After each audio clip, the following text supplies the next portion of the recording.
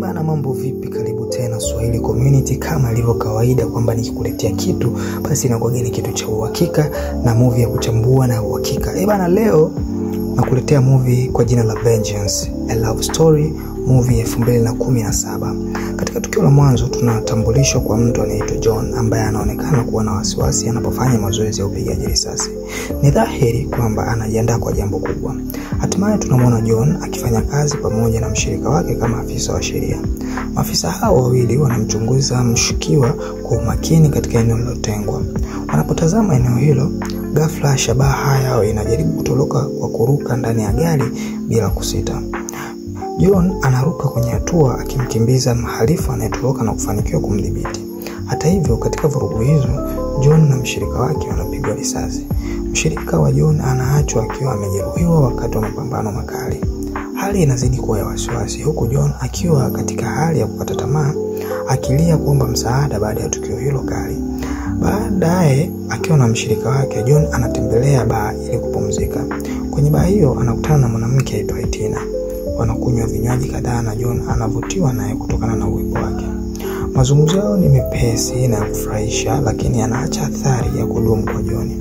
Ghafla, Tina anapokea simu inayomtaka kwenda kukutana na binti yake mahali penye shamra.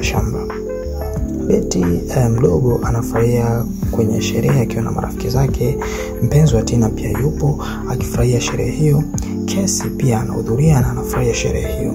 Kadri usiku unavyoendelea na sherehe inapokaribia kuisha, Tina anafanya uamuzi thabiti wa kuondoka na Betty licha ya Casey kumshauri abaki usiku kucha. Kwa kuwa imekuwa usiku sana, Tina anasisitiza uamuzi wake wa kurudi nyumbani, akieleza kuwa ana jukumu muhimu la kutimiza mapema kesho asubuhi. Tina na Betty wanatembea kurudi nyumbani wakifanya mazungumzo ya kina kuhusu baba yake Betty. Tina anaeleza jinsi alivyompenda sana baba yake Betty alipokuwa hai, lakini mada hiyo inamfanya Betty ahisi huzuni. Betty anaanza kububujikwa na machozi, lakini Tina anajaribu kumbembeleza binti yake na hatimaye anatulizana taratibu. Ili kuokoa muda, wanaamua kupita njia fupi kupitia eneo ambalo si wengi hupita. Wanaposhuka kwenye njia hiyo, ghafla wanakutana na kundi la wanaume waliotajwa kwa majina Jimmy, Fritz, Lloyd na Marvin. Wanaume hao wanawazunguka na kuanza kuwadhihaki, hali inayozidi kuwa mbaya wanapomshambulia Tina. Wanamlazimisha Tina kuingia ndani ya jengo lililo karibu, huku Betty akiwa na hofu na anakimbia na kujificha ndani ya makazi fulani. Tina anateswa kikatili na wanaume hao. Baada ya tukio hilo la kutisha, wanaume hao wanakimbia na Betty anatoka mafichoni. Anapomtafuta mama yake anamkuta akiwa katika hali mbaya sana. Betty anahisi huzuni kubwa na tukio linaisha huku akilia kwa uchungu akiwa amemkumbatia mama yake ambaye amezidiwa na maumivu. Wakati huu John na mwenzi wake wanapita kwa gari mjini, wakamgundua Betty mwenye huzuni akitembea peke yake kando ya barabara. Kwa kuhofia usalama wake, John anasimamisha gari na kumwalika ndani. Akitambua kuna jambo lisilo sawa, anaamua kuchunguza zaidi na kuelekea kwenye nyumba iliyoachwa. John anampata Tina amelala kwa kutojua kitu sakafuni. Mandhari hiyo ya kutisha inamshtua na mara moja anapiga simu kwa msaada. Uchunguzi unaanza. Ambulance inafika na kumpeleka Tina hospitalini akiwa katika hali mbaya. Bibi wa Betty anafika hospitalini na kujaribu kumtuliza Betty aliyechanganyikiwa kwa hofu. Wakati huo John anafika hospitalini na kumtaka Betty atambue wale waliomshambulia mama yake kwa kuwa Tina bado hana fahamu. Licha ya huzuni yake, Betty kwa ujasiri anatoa maelezo yanayohitajika. Polisi mara moja wanawatafuta na kuwakamata watu waliofanya mashambulio hayo. Kituo cha polisi kinawakaribisha na kumwomba Betty awatambue. Licha ya mzigo wa kiamko, anawasaidia mamlaka kuhakikisha wahusika wafungwe. Baadaye Casey aliyekuwa kwenye sherehe pamoja na Tina anatembelea hospitalini akimletea maua. Wakati huo Bi na Bwana Fick wanajaribu kwa bidii kujitahidi kutafuta mkakati wa kuwalinda wana wao dhidi ya mashtaka makubwa ya jinai. Wanakutana na Jay, mwanasheria maarufu na anayeheshimiwa ambaye ana historia ya kushughulikia kesi ngumu. Wanamwomba Jay achukue kesi yao akijua jinsi swala hilo lilivyo kubwa na gharama kubwa za huduma zake. Jay anajua athari na changamoto za kuwatetea watuhumiwa, kwa hivyo anaweka bei kubwa kwa huduma zake. Kiasi anachokitaka kinazidi matarajio ya awali ya Fick, hivyo kuwatia katika hali ngumu. Kwa upande wake, Bi Fick ana azma ya kufanya kila lolote ili kuwalinda wanawake. Kwa hatua ya mwisho, anampa hatia ya nyumba yake aliyoiagiza hivi karibuni kama dhamana, akifikiri akifikiria kuwa itatosheleza ada ya mwanasheria. Wakati huo John anazidi kuhangaikia Betty na Tina kufuatia matukio hayo ya kusikitisha. Wasiwasi wake unamfanya atembelee hospitalini ambapo Tina anapatiwa matibabu. Alipofika anamkuta Betty amejinyoosha kwenye sofa akiwa amezidiwa na hisia na machozi. John anakaa karibu naye akimpa faraja na matumaini. Wakati wa ghasia hiyo, Tina anatolewa hospitalini siku chache baadaye, lakini mateso yake yamemwacha akiwa na majeraha ya kimaumbile na kisaikolojia. Mama yake anamleta nyumbani na Betty anapokea jukumu la kumtunza mama yake. Betty anakaa karibu na mama yake kuhakikisha anajisikia salama na anaungwa mkono anapojiponya. Kwa upande mwingine wa hadithi, tukio la kutisha alilokumbana nalo linamfanya aone ndoto za kutisha kuhusu wanyanyasaji walivyomshambulia. Usiku mmoja anajiamsha kwa kupiga kelele kutokana na kumbukumbu za wazi na za kutisha za mashambulio hayo. Kelele zake zinasikika kote nyumbani na Betty anakimbilia kumwangalia. Betty anapoingia chumbani anamuona mama yake amejikusanyika kwenye kona akilia na kutikisika kwa hofu. Mama wa Kena anafika mara baada ya kusikia kelele hiyo na pamoja wanamtuliza Tina wakimhakikishia kuwa sasa yuko salama. Betty anaenda kwenye mgahawa na rafiki yake asubuhi iliyofuata akitumaini kupata hali ya kawaida. Hata hivyo mvutano nyumbani unazuia mara moja jaribu lake la kutoroka. Msichana mmoja anamshambulia Betty kwenye mgahawa na kuanza kumdhalilisha. Msichana huyo anageuka kuwa dada wa mmoja wa wale wanaume waliomshambulia. Anamwambia Betty kwa nguvu asiseme mahakamani na kutoa shahidi dhidi ya kaka yake. Kisha tunaona Tina akiwa na wakili wake Jessica ambaye anamwandaa kisaikolojia kwa kesi hiyo. Jessica anahakikishia kuwa ataishinda kesi na kumuuliza Tina maswali kadhaa. Kisha Jessica anamsisitiza Tina kujitetea mwenyewe na kuwakilisha mamilioni ya wasichana wengine ambao hawapati haki. Siku iliyofuata tunaona John akiingia mahakamani. Tina anafika pamoja na Betty na wakili wake na B Fix na anaanza kumtesa. Kisha wakili mwingine aitwaye Jay anaingia na kujitambulisha kama mtetezi. Kesi hiyo inaanza Jessica akitoa kesi yake dhidi ya watuhumiwa na kuomba mahakama kutoa haki. Kwanza anamuuliza John maswali kadhaa kuhusu usiku Tina aliposhambuliwa. Hata hivyo Jay anaendelea kumkatiza na kuharibu hoja yake. Jessica anaendelea na maswali yake wakati Tina anapofika. Hata hivyo hakimu haonekani kumtetea na Tina anaanza kuhisi hofu. Jessica anamsisitiza Tina kurudi kwenye kiti chake, lakini anapoteza udhibiti na kuanza kupiga kelele kwa hakimu kwa kutokuwa na haki. John anamwangalia Tina akiwa mwenye hali ya kutokuwa na matumaini.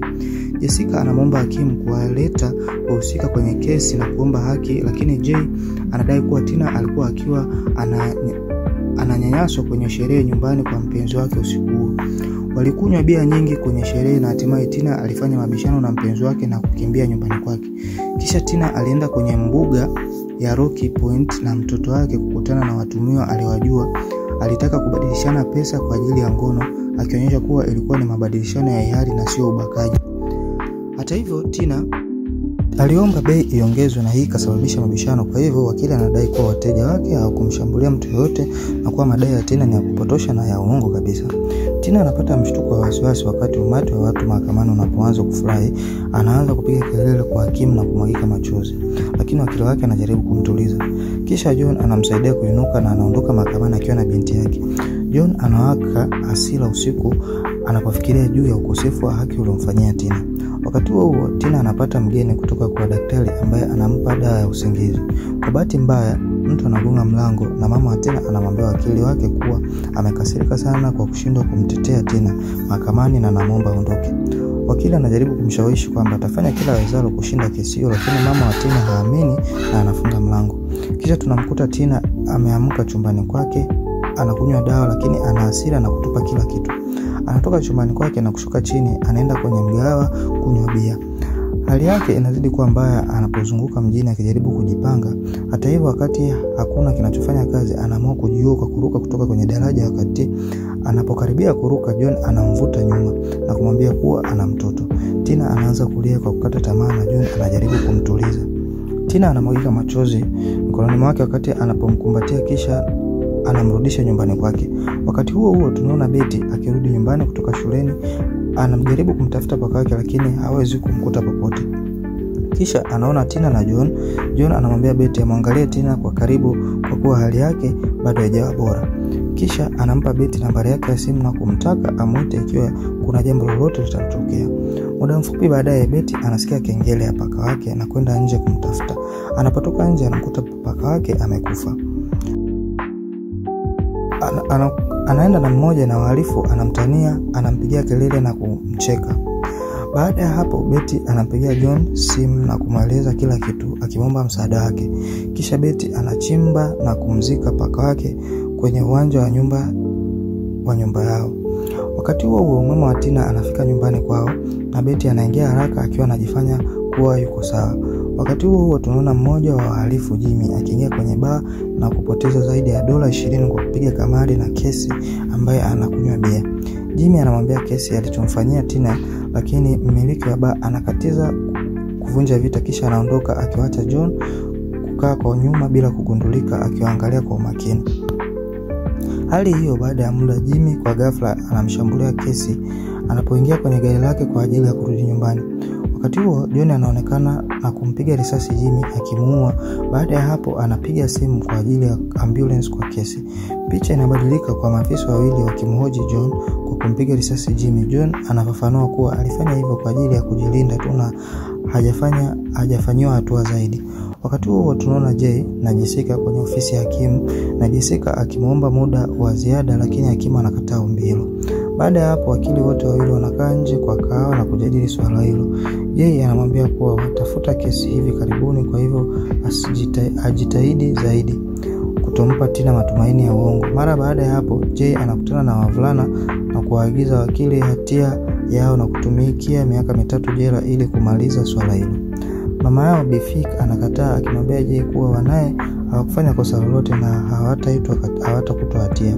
Hata hivyo Jay anamwambia kuwa kuna hatari kila wakati katika kesi ya majaji na ni jukumu lake kuwapa ushauri huo. Anaonya kwamba ikiwa watapoteza kesi watakabiliwa na miaka 20 jela, kisha anawashauri wachukue muda wa kuamua hatima yao. Lakini Bifik anaendelea kukataa na kumtuhumu Tina kwa uongo.